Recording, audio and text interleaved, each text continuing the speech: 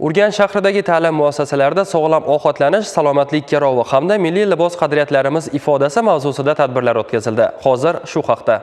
Inson jismonan baquvvat, ruhan tetik bo'lishi uchun sog'lom turmush tarziga amal qilishi lozim.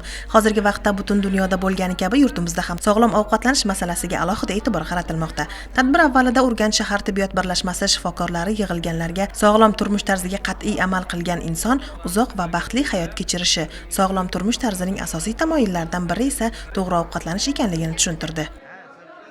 Tibbiyotni rivojlanishi davomida eng ko'pincha birinchi kasalliklarni aniqlash va ularni davolashga e'tibor katta qaratilishi natijasida ularni profilaktikasiga e'tibor qaratilishi susaygan va natijada preventiv tibbiyot shakllantirildi. Bugungi tadbirni o'tkazishdan asosiy maqsad aholimizga sog'lom turmush tarzini rioya qilish va to'g'ri ovqatlanishni targ'ib qilish. Inson va o'zini sog'likka bo'lgan mas'uliyatni oshirish hisoblanadi. Inson qanchalik o'zini sog'likka mas'uliyatli bo'lsa, unda shunchalik kasalliklar kam bo'ladi.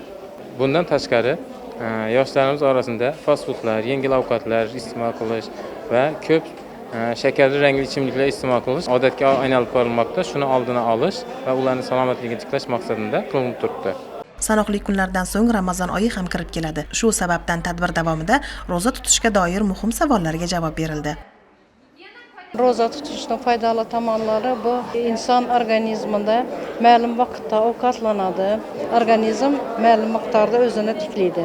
Ro'za tutishni kasalliklari muntazam, masalan, dori ichib yuradiganlarga, qand kasalligi bor insonlarga, gipertoniklarga, ya'ni qon bosimi baland bo'lgan insonlarga, yurak qon tomir sistemasida oshqozon ichak faoliyati buzilishlarida mumkin emas. Bu albatta shifokor ko'rsatmasiga, o'zini imkoniyatidan kelib chiqqan holda bo'ladi. Homiladorlarga tavsiya qilinmaydi. Milliy liboslar xalqimizning tarixi, qadimiy urf-odat va an'analari, didi, estetik qarashlarini mujassam etgan bo'lib, hozirgi kunda milliy liboslar jozibasini yoshlar o'rtasida keng targ'ib etish g'oyat muhim ahamiyat kasb etmoqda. Viloyatimizdagi idora va tashkilotlarda milliy qadriyatlarimizni targ'ib etish maqsadida haftaning har jumasi milliy liboslar kuni sifatida o'tkazib kelinayotgani esa yanada quvonarli.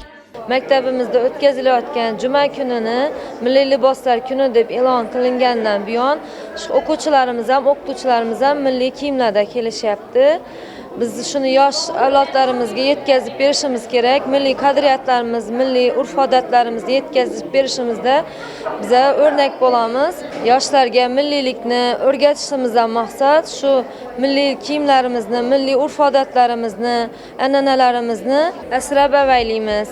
Umuman olganda tashkil etilgan tadbir yoshlar bilan bir qatorda kattalar uchun ham foydali va sermazmun bo'ldi. Tadbir nihoyasida o'quvchi yoshlar, tadbir ishtirokchilari o'zlarini qiziqtirgan savollarga shifokorlardan batafsil javob oldilar. Hurmatli yurtdoshlar, sizga yetkazmoqchi bo'lgan xabar va yangiliklarimiz shulardan iborat edi. E'tiboringiz uchun rahmat, xayr, salomat bo'ling.